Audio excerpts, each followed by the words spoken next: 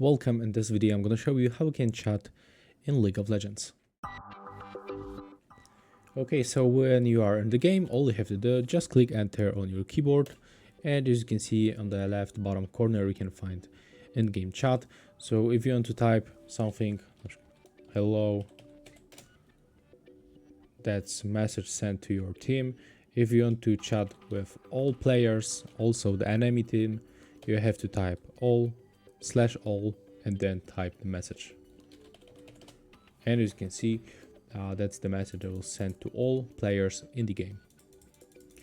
You can also quickly reply to your friend private messages when you receive this kind of the message while you are in the game.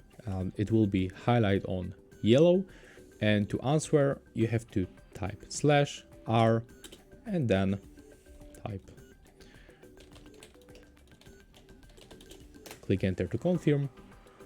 But of course nobody actually sent message to me right now, so I cannot respond. But that's how we can do this. You can also be sure to open your settings and you can go for the interface.